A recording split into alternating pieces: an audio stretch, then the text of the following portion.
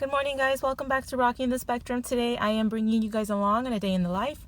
First things first, we're going to stop by the store. It looks like this is kind of our routine now on Mondays. Stop by the store, get bananas and snacks, and then drop this kiddo off. And then we are doing something exciting. I have a autism conference that I'm going to go to. It's a parent conference. I'm very excited about that one. I'm hoping to get a lot of information.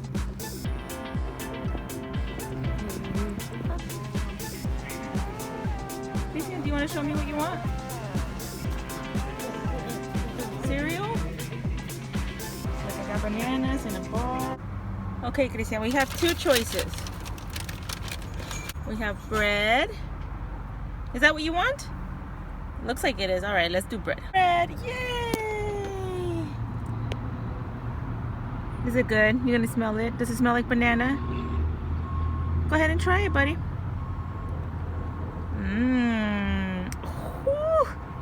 Breakfast for champs. Is it good? Yes. All right, I'm gonna start heading over there because we're running right on time now.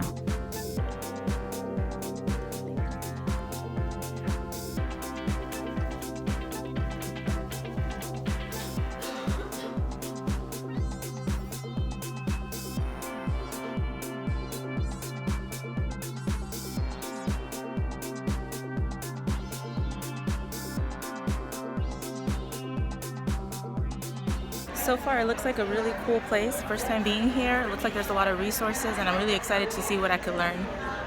Just got done with the first speaker. Super interesting, all about the brain and the neurons and connections. I can't wait to talk to you guys about it. On to the next speaker. The things we do is help to make sure that you have the knowledge that's needed so you can make the best decisions for that individual. Do they have difficulty chewing and swallowing? Are they really sensitive to different taste, textures, temperatures? Hey, just got out of the meeting, the conference, and surprisingly it was pouring rain, which is crazy Vegas weather. It was really awesome. I got so much information. I got so much information from the brain. I got so much information for medication, alternative therapy. It was a really good conference. I'll talk to you guys about it a little bit more when I get home. I'm gonna try to drive carefully in this rain. You guys, it's raining cats and dogs outside. Literally, do you see them falling? I think I made the wrong choice of driving home and then picking up Christian because I literally have an hour and 15 minutes before he has to be picked up. And there's traffic, and apparently something happened right there because there's police. I should have probably just stayed parked and talked to you guys about what happened in the conference, what they talked about. Because as minutes go by, everything becomes a blur as I try to remember what to explain to you guys. We'll see. God. Okay, so I just got home not too long ago and I wanted to sit down and talk to you guys about kind of what I learned. There's a lot of information, so I'm probably not going to be able to say it all the way that it should be said. I very much encourage you guys to look at what resources you have in your area, local resources, local, not agencies, but advocates. These people that I went to, it's called Azul Blue. So for this organization, they are primarily Spanish speaking, but they actually had speakers that spoke English and they had a translator that was able to translate everything, and they had headphones on. So that's really cool that there are these advocates and these people that can bridge the language barrier and they can get this information to other parents in different languages. So I was very excited about that.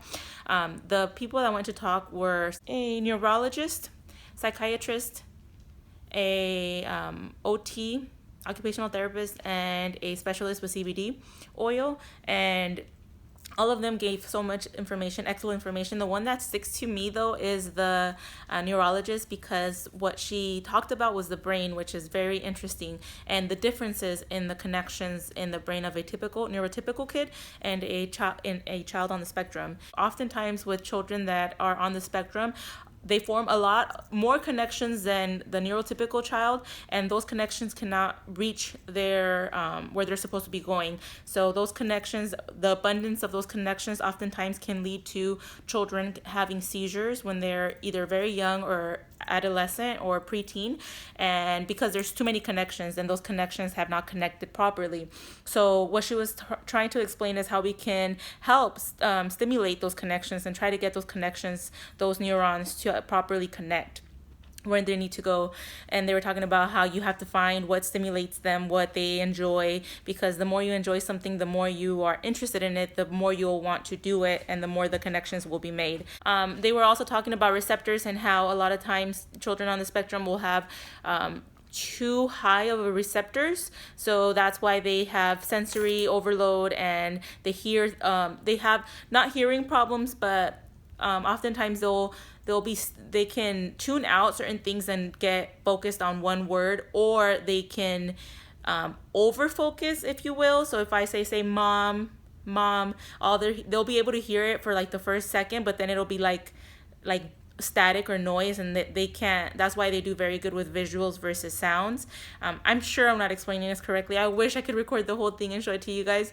But the brain itself, everything, it's a neurological condition. It's not. That's why when people say something like it's just a bad behavior, no, literally the brain connections are different. Everything is different, and it's good and bad. Sometimes some kids are great with math, sometimes some kids are great with art, sometimes some kids, everything has its pros and cons. Like having trouble with sounds, that sucks, makes life harder.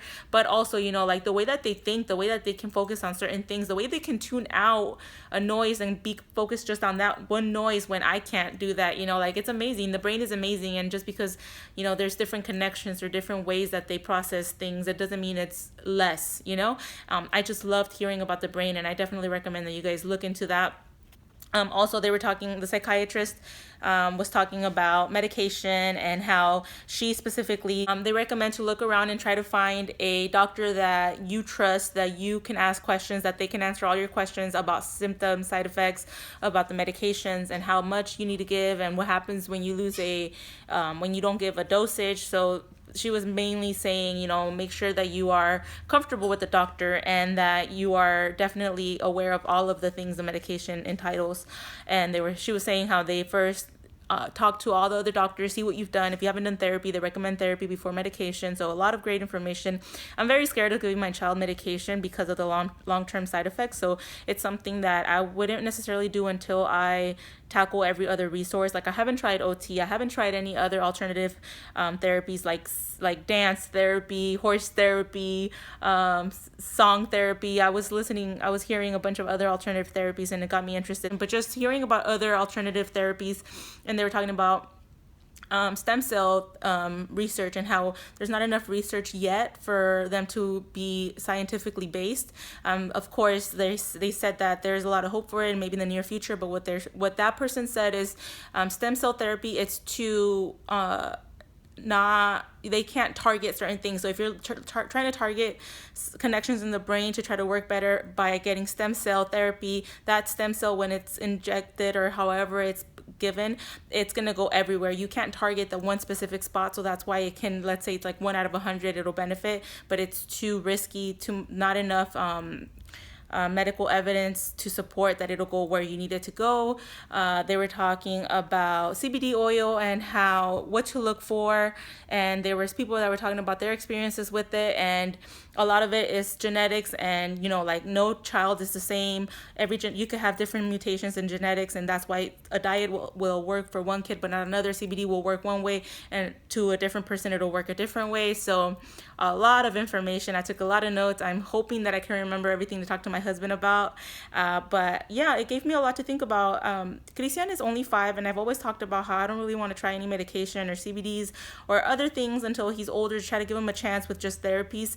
CBD is it is natural. It's naturally found in the body, usually kind of like melatonin, but it's something that maybe they're not producing enough of. So I might look into that. I might test it out, see how that works with Christian, see if how it makes him react, because it doesn't harm the liver, it doesn't have any side effects. It's just CBD oil, so I would have to look into that. I'm about to pick up Christian in about 20 minutes, and I'll give you guys a week update of his clinical, how his first week went. I want to do that after I pick him up right now, to just get one more day in to see what they tell me, and I'll let you guys know what I've seen so far, any improvements on his focus and other things.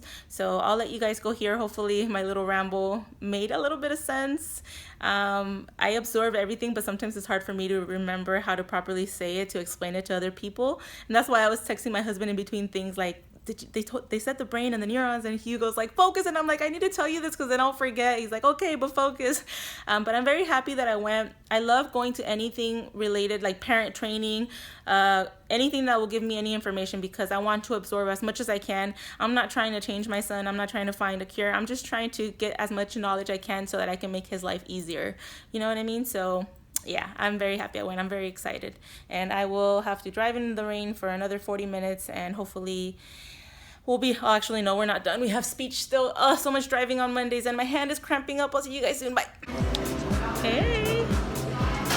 We had a little bit of time, so we came to get some canes for Christian. Yeah, the camera. You want something to drink? So I just got home. We're outside chilling. And I was talking to Hugo about everything I learned at the clinic, at the conference. I'm trying to remember everything, and then I started off slow, and I'm like, blah, blah, blah. Yeah. Are you understanding everything? Yeah, I am. It's a lot of information. It is. It was from 8:30 to about 1:30, so it was a lot of information to process. It's like all in my brain, and I'm trying to figure out how to make it come out and make sense. So I don't know. It's good. Yeah.